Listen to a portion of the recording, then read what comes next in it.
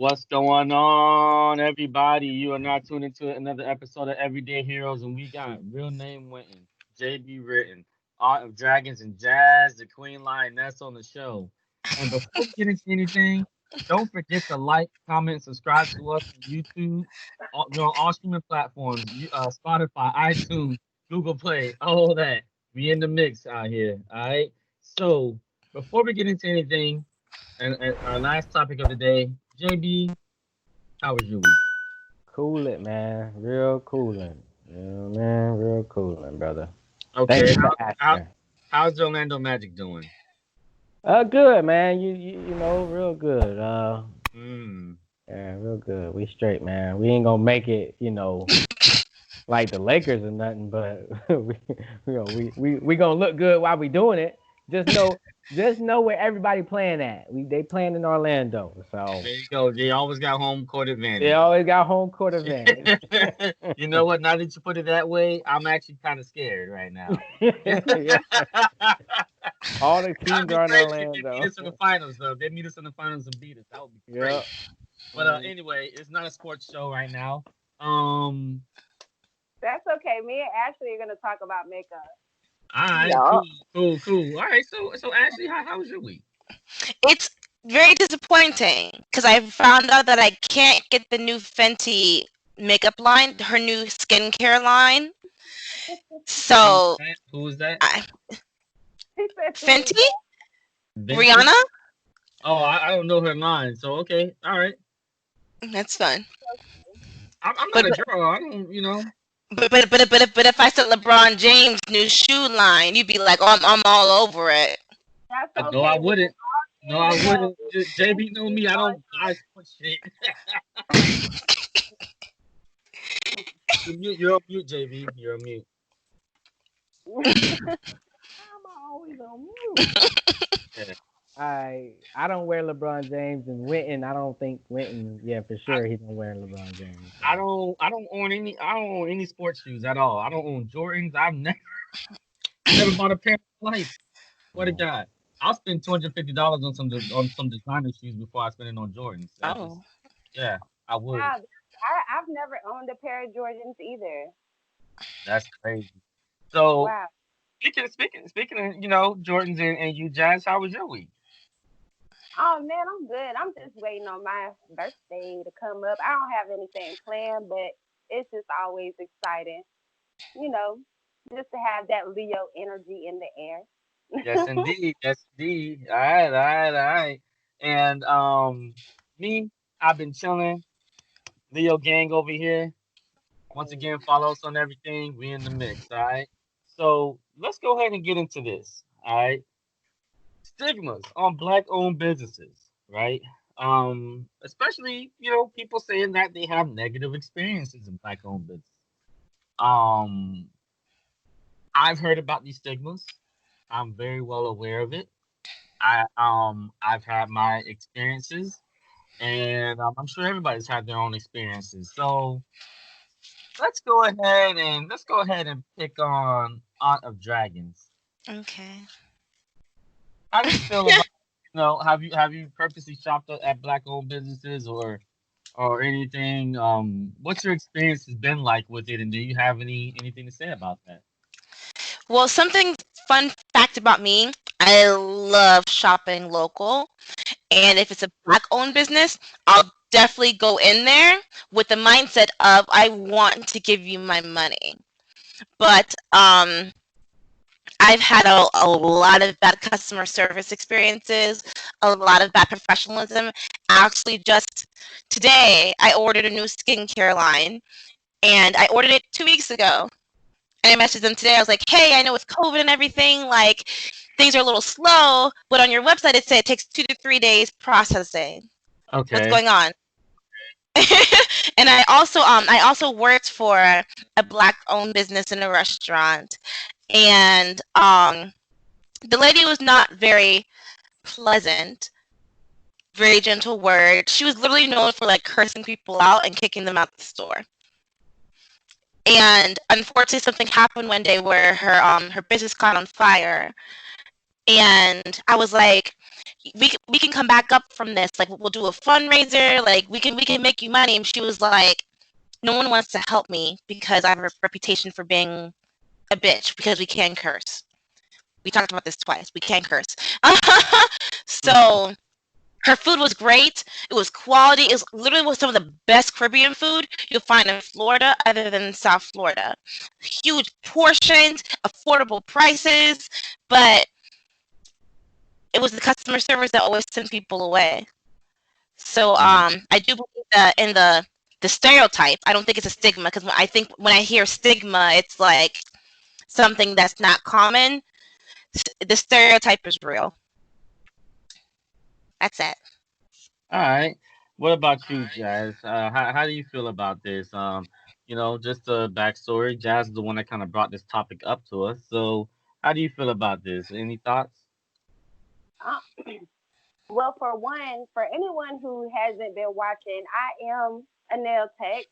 So I am in a lot of different groups, and that is a post that I see often. And even more is really tailored in like the Black Girls Do Nails group or whatnot. They will come on there and they will bash. This is why I don't support that. Usually when I see people make those kind of comments, it's because they don't agree with how the business is ran.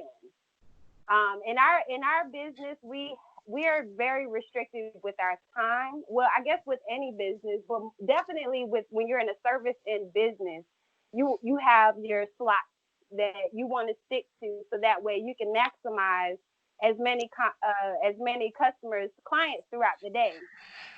Um, in our business, you find that people don't really consider maybe nails as important.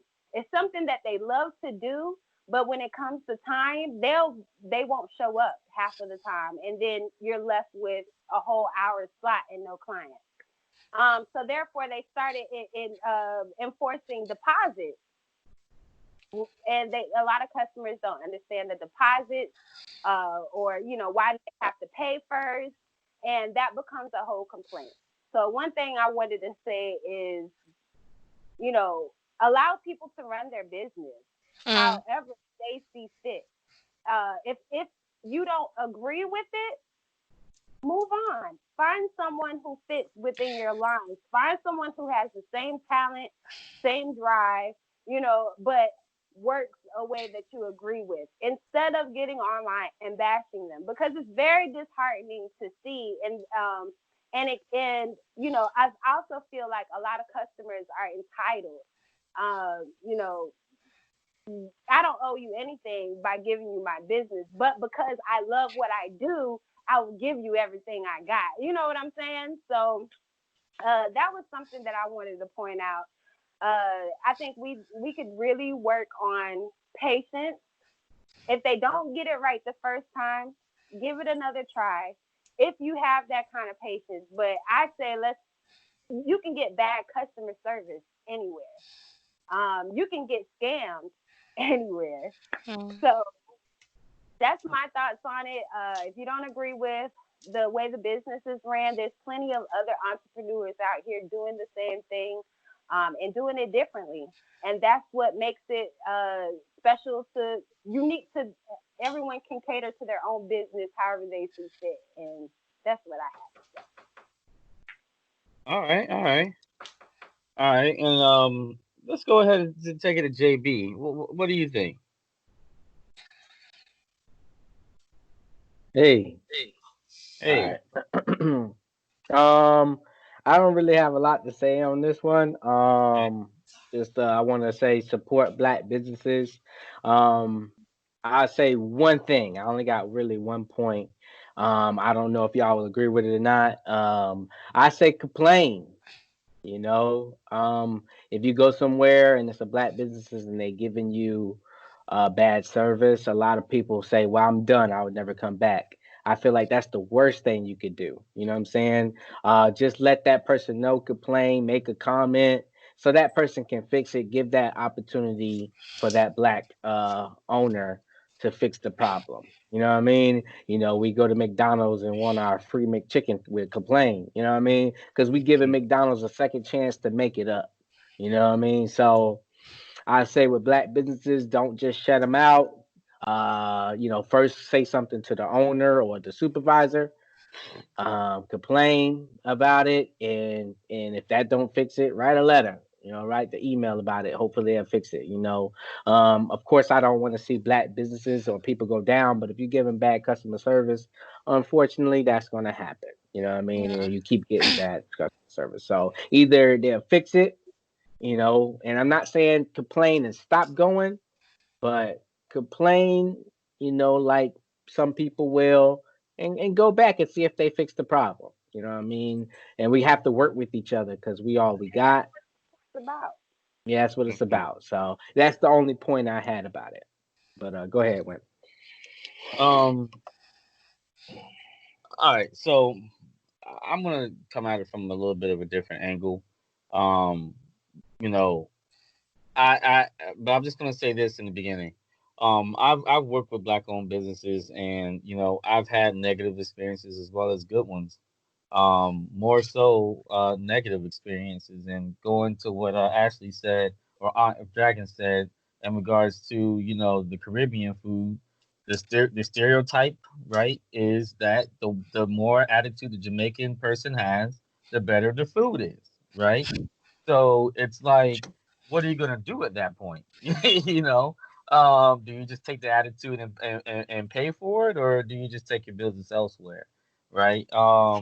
So with me, you know what I'm saying, I don't really like to argue or anything like that. Even if I have a negative experience, I don't like to complain like that, especially when it comes to restaurants, because I've worked in restaurants and I see what they do when you do complain. So I'd rather not complain when it comes to that. I've had other services that I've had that I really don't complain about, and I honestly let black owned business slide a little bit more.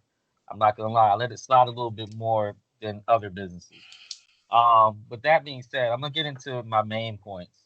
'Cause I'm gonna come at this at a different angle. For me, I'm an IT guy. All right, and honestly, I like to stay at home.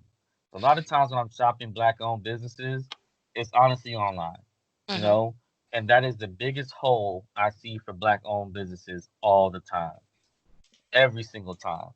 A lot of black-owned businesses, they don't have the proper, online regulations done to it. Even I switched to a black-owned bank, right?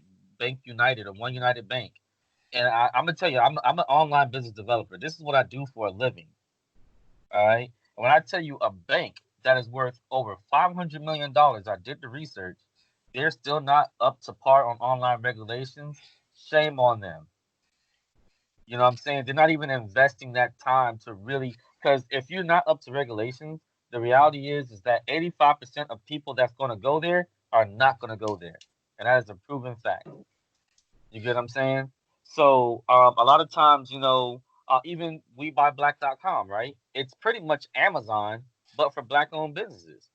But why does Amazon make 280 billion, per year? It's because they're up to standards every single time. And I went to WeBuyBlack.com, and still they are. And although they make a little bit less than $1 million a year, they're still not up to the regulations and standards that people are accustomed to seeing at these other businesses. And when they don't understand that, you lose business, you lose sales. So that's the way I kind of see it from an online standpoint. So that's pretty much all I have to say in regards to that. So, do we have any advice to better the customer service for our black owned companies that are watching?